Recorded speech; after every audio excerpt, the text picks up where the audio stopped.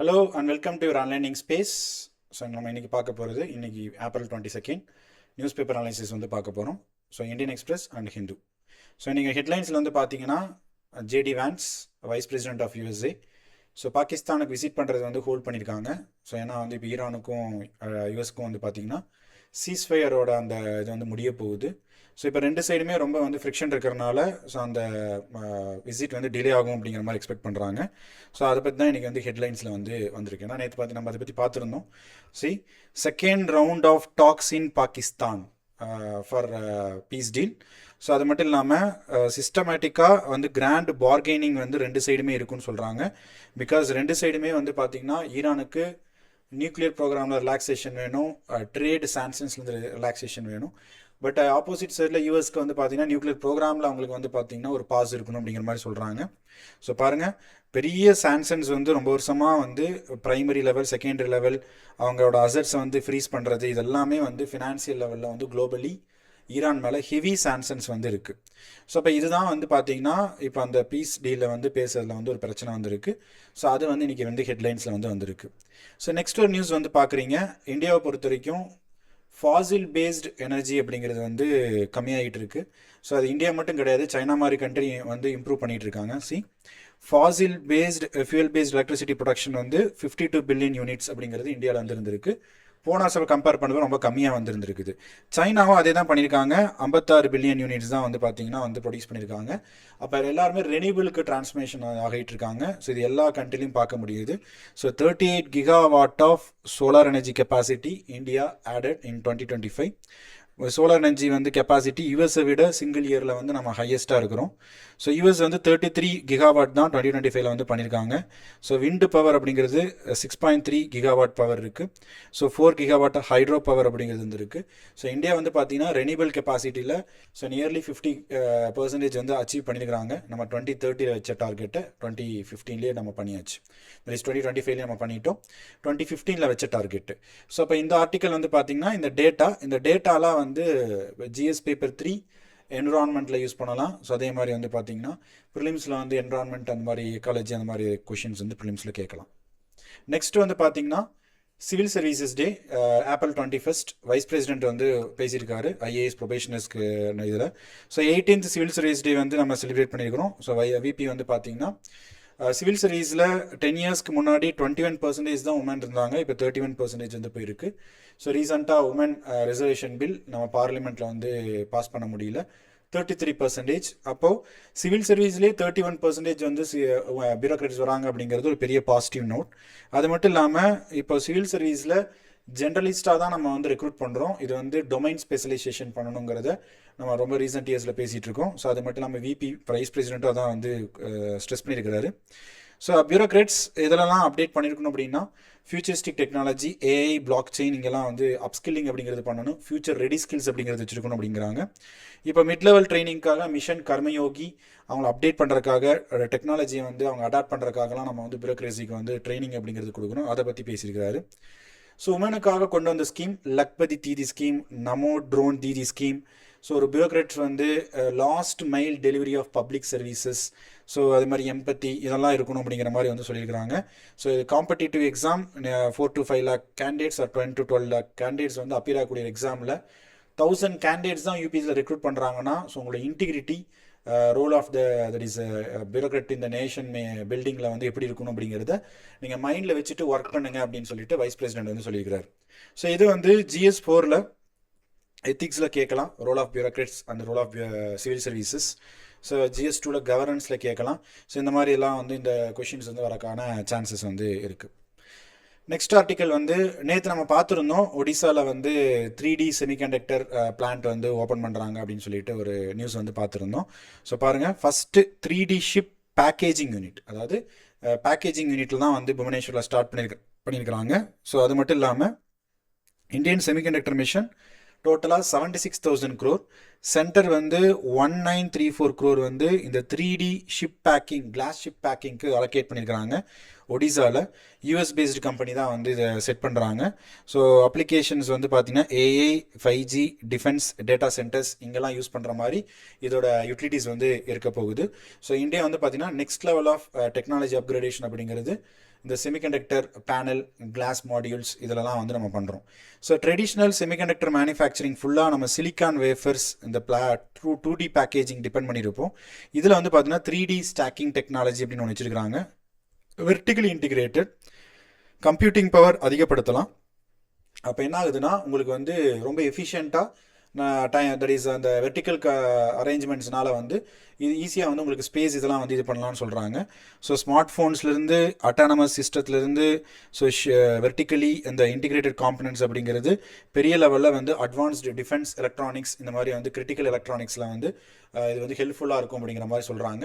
3D chip packaging unit inaugurated first time in Odisha. So அதுதான் நேற்று நம்ம நியூஸில் பார்த்துருந்தோம். ஸோ இப்போ ட்ரெடிஷ்னல் ஷிப்புக்கும் சிப் டெக்குக்கும், இப்போ இருக்கிற 3D கிளாஸ் சிப் டெக்குக்கும் டிஃப்ரென்ஸ் கொடுத்துருக்காங்க. இதெல்லாம் ப்ரிலிம்ஸில் சயின்ஸ் அண்ட் டெக்னாலஜியில் கேட்கலாம். ஏன்னா வந்து ரொம்ப நாளாகவே வந்து பார்த்தீங்கன்னா சயின்ஸ் அண்ட் டெக்னாலஜியில் யூபிஎஸ்சி ப்ரிலிம்ஸில் வந்து ஃபோக்கஸ் பண்ணுறாங்க. ஸோ அப்போ இந்த மாதிரி questions science and tech current affairs பார்த்துருந்தா மட்டும்தான் உங்களால் வந்து எழுத முடியும். ப்ளூடூத்னா என்ன, தென் ஐஓடினா என்ன, அதே மாதிரி வந்து நம்ம யூஸ் பண்ணக்கூடிய அந்த ஃபாஸ்டாக் டெக்னாலஜி, இந்த மாதிரிலாம் வந்து டே டு டேல யூஸ் பண்ணக்கூடிய டெக்னாலஜிலாம் நம்மளுக்கு கேட்குறது உண்டு.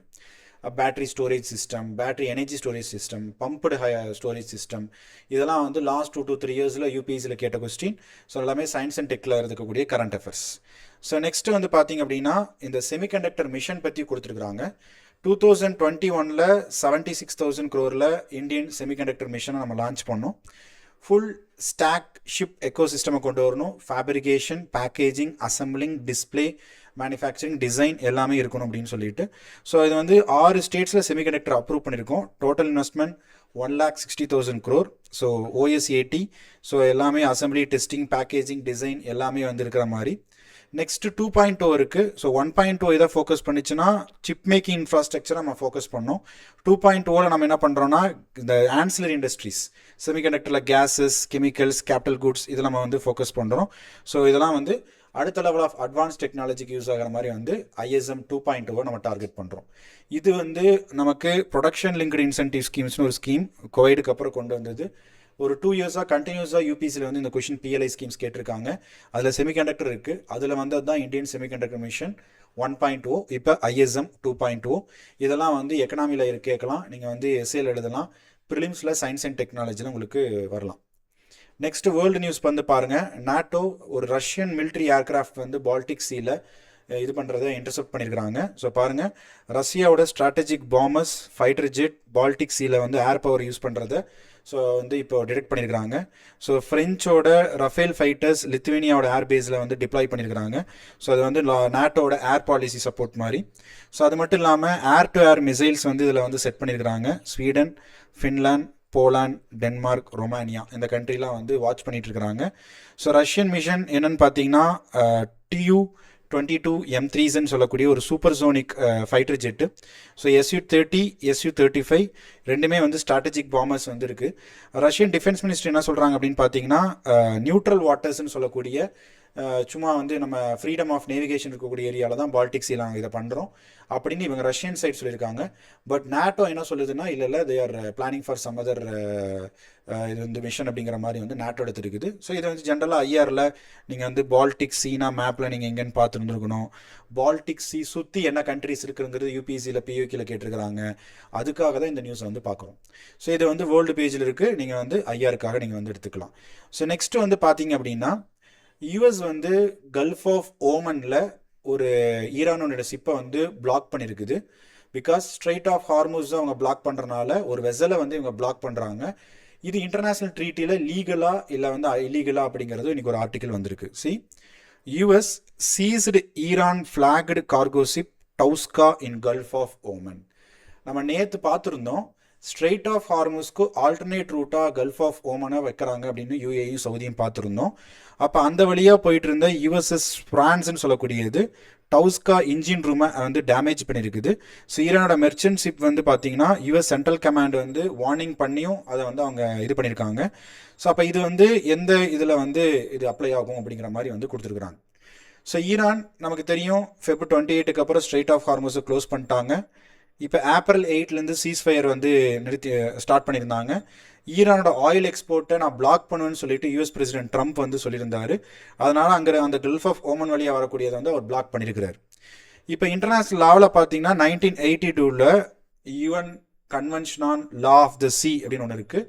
அதுதான் வந்து இந்த பீஸ் டைம் ஆக்டிவிட்டீஸை வந்து ரெகுலேட் பண்ணுது. சவுத் சைனா சி இந்த மாதிரிலாம் இஷ்யூஸ் வரும்போது அதுதான் பண்ணுது. அது மட்டும் இல்லாமல் இன்டர்நேஷ்னல் கான்ஃப்ளிக்ட் வரப்போ வேற ஒரு ஆக்ட் இருக்குது, லா ஆஃப் ஆக்டிவ் காம்பேட்னு சொல்லிட்டு ஒன்று சொல்கிறாங்க. இன்டர்நேஷ்னல் ஹியூமனிடேரியன் லாவில் வந்து அது வருது. ஸோ இன்டர்நேஷ்னல் ஆர்முடு கான்ஃப்ளிக்ட் இருக்கிறப்ப எந்த ஸ்டேட்டாவது ஃபைட் பண்ணாங்க அப்படின்னு சொன்னால் ஸோ அது வந்து லா ஆஃப் ஆக்டிவ் காம்பேட்டில் வந்துடும். ஸோ அது வந்து வார் இருக்கக்கூடிய கண்டிஷன்ஸில் அது வந்து வரும். நெக்ஸ்ட்டு வந்து பார்த்தீங்க அப்படின்னு சொன்னால் நார்மல் டைமில் ஒரு ஓஷன் ஒரு ஓப்பன் சீயை வந்து அன்கிளாஸ் கன்வென்ஷனில் தான் வந்து கண்ட்ரோல் பண்ணுறாங்க. Freedom of the high seas 1982ல் சைன் பண்ணுது. ஆனால் இது எந்த ஒரு ஃபாரின் மிலிட்ரிக்கும் நம்ம வந்து இந்த யூனிலேட்டரலாக எக்கனாமிக் சாங்ஷன்ஸ் போடுறதுக்கான ரைட்ஸ் எல்லாம் வந்து பார்த்தீங்கன்னா இந்த அன்கிளாஸில் வந்து தரலை. அன்கிளாஸில் இருக்கக்கூடிய ஆர்டிக்கல் 101 என்ன சொல்லுதுன்னா, ஸோ பைரசி இது எல்லாமே வந்து ஒரு சாவரினோட கண்ட்ரியோட அந்த சாவரினிட்டி நீங்கள் வயலேட் பண்ணுறது அப்படிங்கிறது இந்த இன்டர்நேஷ்னல் லாவை வயலேட் பண்ணுற மாதிரி வந்து சொல்கிறாங்க. ஸோ மேபி இந்த ஷிப்பு வெசலை வந்து இந்த மெர்ச்சன்ட் வெசலை வந்து பிளாக் பண்ணது வந்து வயலேஷன் ஆஃப் ஈரானியன் சாவரினிட்டியாக கூட இருக்கலாம் அப்படிங்கிற மாதிரி எக்ஸ்பர்ட்ஸ் வந்து சொல்கிறாங்க. ஸோ நெக்ஸ்ட் வந்து பார்த்தீங்கன்னா யூஎஸ் வந்து அவங்க என்ன சொல்கிறாங்க அப்படின்னு பார்த்தீங்கன்னா அவங்க சில ப்ரோட்டோகால் சொல்கிறாங்க. சான் ரெமோ மேனுவல், ப்ரைஸ் லா, யூஎஸ் டாக்ட்ரின், அதை வச்சுக்கிட்டு ஜெனிவா கன்வென்ஷன் அதெல்லாம் என்ன சொல்கிறாங்கன்னா, ஸோ நாங்கள் வந்து எனிமி ஃப்ளாக்டு வெசல்ஸை வந்து கேப்சர் பண்ணியிருக்கிறோம், அது வந்து எங்கள் லாவில் வந்து அது அப்ளை ஆகுது, அப்படி வந்து எங்கள் நியூட்ரல் டெரிட்டரி தாண்டி எங்களுக்கு த்ரெட் இருந்ததுன்னா நாங்கள் பண்ணலாம் அப்படிங்கிற மாதிரி யூஎஸ் சைடில் இதை டிஃபெண்ட் பண்ணுறாங்க. ஸோ இது வந்து இன்டர்நேஷ்னல் சி வாட்டரில் that is freedom of navigation, then economic sanctions, oil export import, இந்த வார் டைமில் வந்து எனிமி ஏர்க்ராஃப்ட் இது பண்ணக்கூடியது, இதெல்லாம் வந்து பார்த்தீங்கன்னா இதில் வந்து இருக்குது. ஸோ இது வந்து GS2ல் இன்டர்நேஷ்னல் ரிலேஷன்ஸில் வந்து உங்களுக்கு வந்து கேட்பாங்க. ப்ரிலிம்ஸில் இந்த கான்ஃப்ளிக்ட் ஜோனை வந்து ப்ரிலிம்ஸில் வந்து கொஷின் வந்து கேட்கலாம். ஸோ நெக்ஸ்ட் வந்து பார்த்தீங்க அப்படின்னு சொன்னால் இந்தியா ஆஃப்ரிக்கா சம்மிட் பற்றி இந்து பேப்பரில் வந்து வந்திருக்கு. ஸோ இப்போ வந்து மேலே இந்தியா ஆஃப்ரிக்காவோட சம்மிட் வந்து நடத்த போகிறாங்க. 4th India Africa forum submit 2026. இது யூபிஎஸ்சி ப்ரிலிம்ஸில் கொஷின் கேட்டிருக்கிறாங்க. நீங்கள் வேணால் வேணால் பார்த்துக்கலாம் பழைய கொஷினில். ஸோ பாருங்கள், இந்தியா ஆஃப்ரிக்கன் சம்மிட் பற்றியே கேட்டிருக்கிறாங்க. ஸோ இதில் வந்து 2015 இந்தியா வந்து 3rd மீட்டிங் வந்து நடத்தினாங்க, அதுக்கப்புறம் நடத்தலை. ஸோ பாருங்கள், education, capacity building, so defence cooperation, இதெல்லாம் வச்சு நியூ டெல்லியில் 4th இந்தியா ஆஃப்ரிக்கா சம்மிட் வந்து நடத்த போகிறாங்க. அடுத்து வந்து பார்த்திங்கன்னா இப்போ தான் ரீசெண்டாக நம்மளோட commerce ministry that is Piyush Goyal வந்து வேர்ல்டு ட்ரேட் ஆர்கனைசேஷனோட கான்ஃபரன்ஸ் 14th மினிஸ்ட்ரியல் கான்ஃபரன்ஸ்னு சொல்லுவோம், கேம்ரோவில் நடந்திருக்கு. வேண்டே கேபிட்டல் சிட்டி அங்கே விசிட் பண்ணிட்டு வந்திருக்காங்க. ஆஃப்ரிக்காவோட 53-54 நேஷன்ஸும் உட்காந்து நியூ டெல்லியில் வந்து பார்த்தீங்கன்னா நம்ம வந்து மீட் பண்ண போகிறது தான் இந்தியா ஆஃப்ரிக்காவோட சம்மிட். ஸோ நமக்கு தெரியும் 2023 இந்தியா கண்டக்ட் பண்ண G20 சம்மிட்டில் African union inducted as a member of G20. European union இருக்கு. ஆப்பிரிக்கன் யூனியன் எப்போ நம்ம இண்டக்ட் பண்ணோம்னா இந்தியா நடத்தின நியூ டெல்லி சம்மிட்டில் தான், G20ல தான். இந்தியா ஆஃப்ரிக்கா சம்மிட் பற்றியே ப்ரிலிம்ஸில் கேட்டிருக்காங்க. இது மெயின்ஸில் 1 year பிஃபோர் மெயின்ஸில் பேப்பர் 2ல் கேட்டிருக்காங்க இந்தியா ஆஃப்ரிக்கா பற்றி. ஸோ பாருங்கள், 3rd வந்து 2015, 4th வந்து இப்போ supply chain disruption, US Iran வாருக்காக, அதை பற்றி ஆஃப்ரிக்கன் கண்ட்ரீஸ்க்கு ஏதாவது எஃபெக்ட் இருக்குதா அப்படிங்கிறத வந்து நம்ம பார்க்குறோம். இந்தியா வந்து 16 நியூ மிஷன்ஸ் ஆஃப்ரிக்காவில் வந்து ஓப்பன் பண்ணியிருக்காங்க. டிப்ளமசி ப்ரெசன்ஸ் 45 கண்ட்ரியில் வந்து இருக்குது. ஸோ இப்போ வந்து டிப்ளமேட்டிக் அவுட்ரீச் வந்து ஆஃப்ரிக்காவில் வந்து நல்லா பண்ணிகிட்டு இருக்கிறோம். ஸோ இது வந்து ப்ரிலிம்ஸ்க்கும் இம்பார்ட்டன்ட், மெயின்ஸ்க்கும் இம்பார்ட்டன்ட். இது கவனமாக பார்த்துங்க, ரொம்ப கொஷின் பாயிண்ட் ஆஃப் வியூவில் இது ரொம்ப இம்பார்ட்டன்ட். இது டே டு டேல நீங்கள் பார்த்தா மட்டும்தான் இதை வந்து நீங்கள் வந்து பேலன்ஸ் பண்ண முடியும். நீங்கள் வந்து இது மந்த்லி கரண்ட் அஃபேர்ஸில் படிச்சிங்கன்னா உங்களுக்கு வந்து ஒர்க் அவுட் ஆகாது. Next, Pahalgam terror attack 1 year ஆயிடுச்சு. அந்த 1 yearக்கு அப்புறம் அங்கே இருக்கிற செக்யூரிட்டி எக்ஸ்பர்ட்ஸ் என்ன சொல்கிறாங்க அப்படின்னு பார்த்தீங்கன்னா, ஸோ பகல்காம் டெரர் அட்டாக் அப்புறம் செக்யூரிட்டி கிரிட் வந்து என்ஹான்ஸ் ஆயிருக்குது, ஸ்ட்ரென்தன் பண்ணியிருக்காங்க அப்படின்னு சொல்லியிருக்காங்க. ஸோ பார்த்தீங்கன்னா ட்ரைனிங்லேருந்து ஜங்கிள் வார்ஃபேர், அங்கே இருக்கக்கூடிய ஆல்டிடியூடில் வந்து central security forces, police forces, இதெல்லாம் வந்து நம்ம அலர்ட் பண்ணியிருக்கிறோம். ஸோ எங்கே நடந்திருக்குன்னா அந்த பைஸ்ரான் மெடோ, அதான் பகல்காமில் வந்து சுவிட்சர்லாண்ட் ஆஃப் இந்தியான்னு சொல்கிறோம், டூரிஸ்ட்டில் அட்டாக் பண்ணியிருக்காங்க, டூரிஸ்ட் மேலே. ஸோ அதுதான் நம்மளுக்கு தெரியும், ஆப்ரேஷன் சிந்தூர். ஸோ லக்ஸரி தொய்பாவோட டெரரிஸ்ட் இதுக்கு ரெஸ்பான்சிபிளாக இருக்கக்கூடிய எல்லாத்தையுமே நம்ம வந்து போன வருஷம் ஆப்ரேஷன் கோட் நேம் மகாதேவில் வந்து பார்த்தீங்கன்னா நம்ம வந்து கில் பண்ணியிருக்கிறோம்.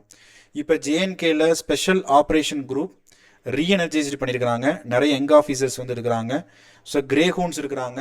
மாவோயிஸ்ட் ஆப்ரேஷனுக்கு யூஸ் பண்ண ஒரு elite anti Maoist force Andhra பிரதேசில் இருந்தது. ஸோ அடுத்து வந்து பார்த்தீங்கன்னா பேரா ஸ்பெஷல் ஃபோர்ஸ் ஆஃப் ஆர்மி, இதெல்லாம் நம்ம வந்து பகல்காம் அட்டாக்கு அப்புறம் வந்து நம்ம பார்த்தீங்கன்னா ஸ்ட்ரென்தன் பண்ணியிருக்கோம் அப்படின்னு வந்து சொல்கிறாங்க. ஸோ கிரே ஹவுன்ஸ் அப்படிங்கிறவங்க யாருன்னு பார்த்தீங்கன்னா ஆந்திராவில் வந்து ஒரு ஸ்பெஷல் டாஸ்க் ஃபோர்ஸ் மாவோயிசம் இன்சர்ஜென்சி பீக்கில் இருந்தப்போ கொண்டு வந்தது. அவங்களுக்கு வந்து இந்த டாக்டிக்ஸ் தெரியும், இந்த இன்னர் ஃபாரஸ்ட் லேண்ட்லாம் எப்படி ரீச் பண்ணி அட்டாக் பண்ணணுங்கிறது. அதனால் அந்த கிரே ஹவுன்ஸை யூஸ் பண்ணியிருக்கிறாங்க. நெக்ஸ்ட்டு இப்போ டெக்னாலஜி வார்ஃபேர், ட்ரோன்ஸு, அதெல்லாம் வந்து பார்த்தீங்கன்னா ஒரு பெரிய டீசென்ட்ரலைஸ்டு கண்ட்ரோல் இருக்குது. இந்த கவுண்டர் ட்ரோன் ஸ்ட்ராட்டஜிஸை எப்படி ரொபஸ்ட்டாக நம்ம கொண்டு போகிறதுங்கிறதையும் வந்து இதில் டிஸ்கஸ் பண்ணுறாங்க. ஸோ இது வந்து கம்ப்ளீட்டாக ஜிஎஸ் பேப்பர் 3 இன்டர்னல் செக்யூரிட்டியில் வரக்கூடிய இது. ஸோ இன்டர்னல் செக்யூரிட்டிலாம் நீங்கள் கரண்ட் அஃபேர்ஸை ஃபாலோ பண்ணால் மட்டும்தான் நீங்கள் வந்து உங்களுக்கு ஐடியாவே தெரியும், இல்லைனா அந்த சப்ஜெக்ட் பற்றி ஒரு ஐடியாவே தெரியாது. இன்டர்னல் செக்யூரிட்டியில் தான் நீங்கள் அதை பற்றி படிப்பீங்க. காஷ்மீர் இன்சர்ஜென்சி, மாவோயிசம், நக்சலிசம், நார்த் ஈஸ்ட் இன்சர்ஜென்சி, அது லைக் இப்போ இருக்கக்கூடிய அந்த லைக் சைபர் அட்டாக், இந்த ட்ரோன் வார்ஃபேர், ஹைப்ரிட் வார்ஃபேர்லாம் வந்து ஸ்பேஸ் வார்ஃபேர்லாம் நீங்கள் அதில் படிப்பீங்க. இது வந்து GS3யில் இன்டர்னல் செக்யூரிட்டியில் வந்து வரக்கூடியது. ஸோ இன்றைக்கி நியூஸ் பேப்பரில் வந்து பார்த்தீங்கன்னா ஹிந்துலையும் சரி இந்தியன் எக்ஸ்பிரஸ்லையும் சரி, so from India Africa summit, renewable energy சம்மந்தப்பட்டது. ஸோ இப்போ நம்ம பார்த்த அந்த பகல்காம் டெரர் அட்டாக், இந்த மாதிரி நிறைய வந்து US அந்த ஈரானுக்கான அந்த இன்டர்நேஷ்னல் ட்ரீட்டி, இது எல்லாமே இம்பார்ட்டன்ட் நியூஸ் வந்திருக்கு. ஸோ இதை நீங்கள் வந்து பார்த்துக்குங்க. தேங்க்யூ.